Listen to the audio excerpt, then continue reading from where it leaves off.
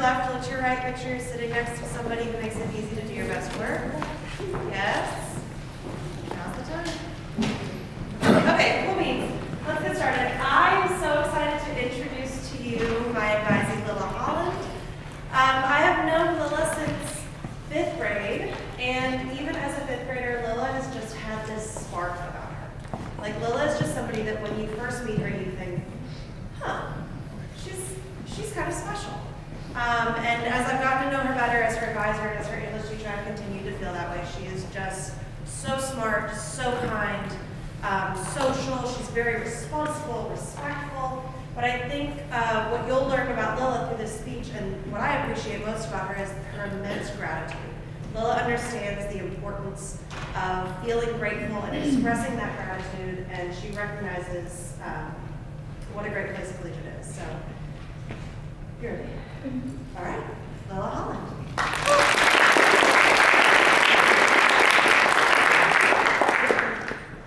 Life is full of endings, but every end is a new beginning. The Louisville Collegiate Class of 2028 will never be the same as it is at this very moment.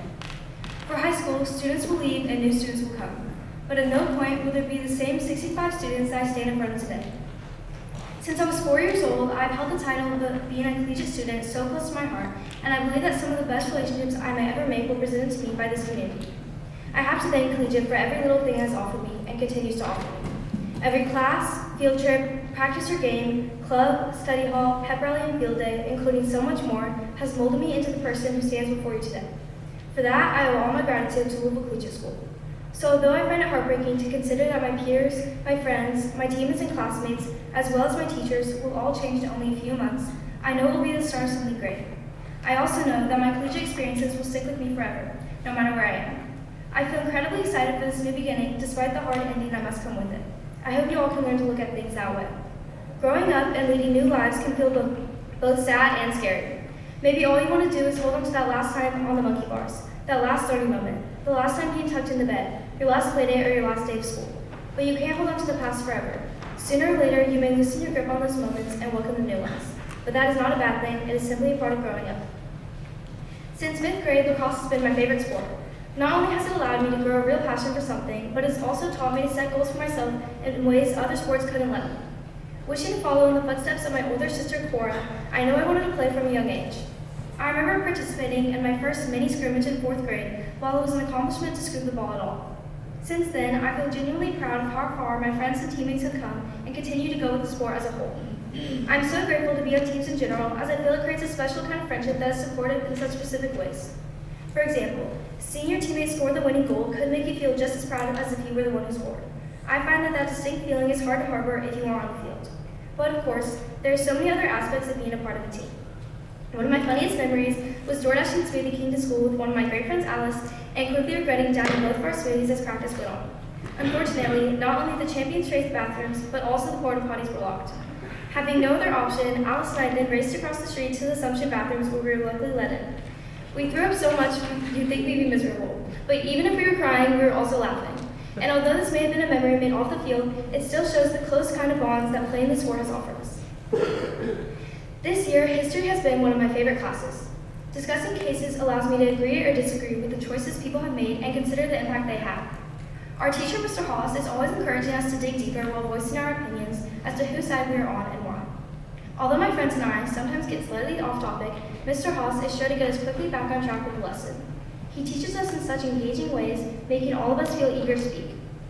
Not only this, after raising our hands, Mr. Haas always tells us how insightful we are or what a good comment that was. I've had my share of debate, however this class in particular made me grow my appreciation for it and feel excited sitting down in the history classroom every blue scheduled day. Small acts like keeping an open mind when different ideas are passed around through the classroom, through the class discussions, or even defending other points of view through the Kentucky United Nations Assembly are steps I've found to help form a more inclusive community. Being a participant at the Kentucky United Nations Assembly has encouraged me to recognize the difference between my life and those from other countries with the challenges they may go through on a daily basis. Putting myself in those people's shoes has made me acknowledge the hard truth of all that people have to fight for just to go about their lives. I feel as though this has made me a better advocate for rights that I've never needed to fight for myself. Furthermore, at both Kentucky Youth Assembly and CUNA, I've been able to make friendships with people all across Kentucky while discovering the perspectives they have that vary from mine.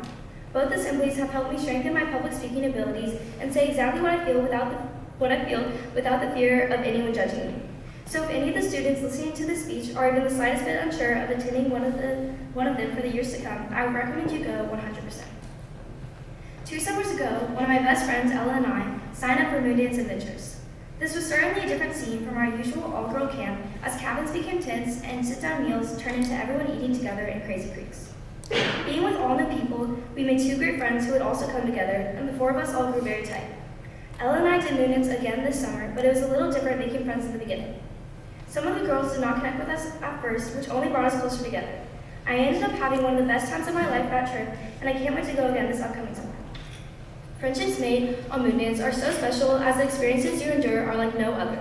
Moondance pushes you to say yes to anything and everything life offers. The Devil's Ladder is a cliff 350 feet above Lake Comox. During my British Columbia trip, we were given a choice to individually rappel off of it and then climb back up, or to sit at the top and wait for everyone to finish. Below this cliff was a body of water, meaning that if you did choose to rappel, climbing back up was a must. There's a period in which no one from above or below the cliff can see you, and so asking for help is not an option. This situation forces you to finish. It forced me to finish. Many things in life may have no meaning or matter if they are not complete. The Devil's Ladder is something that gives you no option to give up. I watched some of my friends sit out and say that they couldn't do it, but I also watched those same people soon regret their decision. I encourage each of you to say yes to any opportunity you're presented with, because it may be one that you never receive again. Because you only live once. Because you only have one opportunity to say yes then and there, and one opportunity not to give up. Regret is something you should never linger on, as there is no changing the past, there's only making the future. For as long as I can remember, I felt as though I had 2 homes. For 46 weeks out of the year, my home has been Louisville, Kentucky, but for the other 6, Nantucket, Massachusetts has been home to me. Every year had been essentially the same as the last. Bike rides everywhere, staying on the beach for hours, eating the same sandwich and cookie with a Mappy tea for lunch, walking around town, and as many family dinners as you could imagine. I have always loved Nantucket with my whole heart, but this specific summer made my love for it grow even more. 2 summers ago was the last time, so I thought, that my brother and I attended a dreaded week-long biking camp on the island.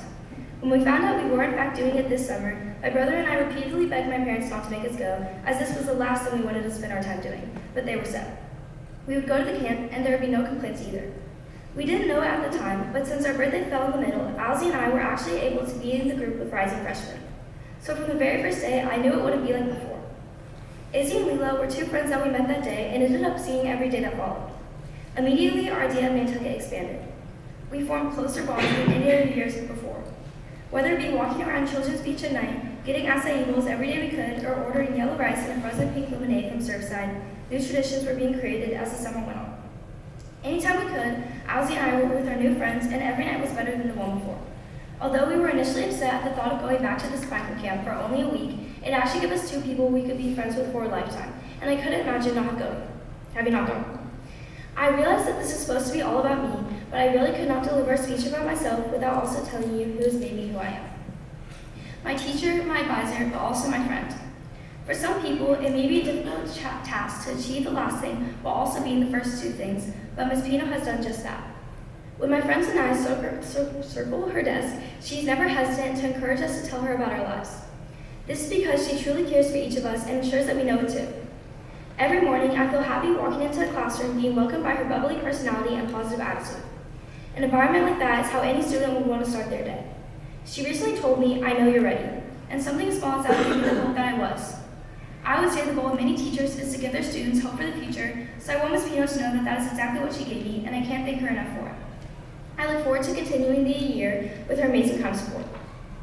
Who I'd like to recognize next are my parents, Augusta and Gil Holland.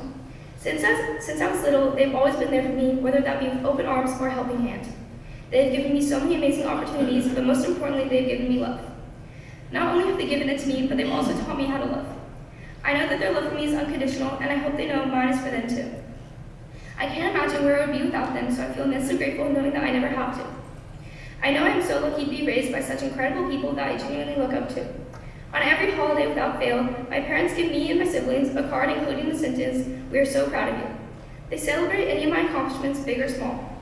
They remind me constantly that they are proud of me, when really I'm proud of them. I'm proud that they've raised 3 kids in such a great way while remaining the wonderful people that they are. On top of that, I'm proud that they are wonderful enough for me to feel the need to dedicate them in a speech about myself. Being twins separates you from many people.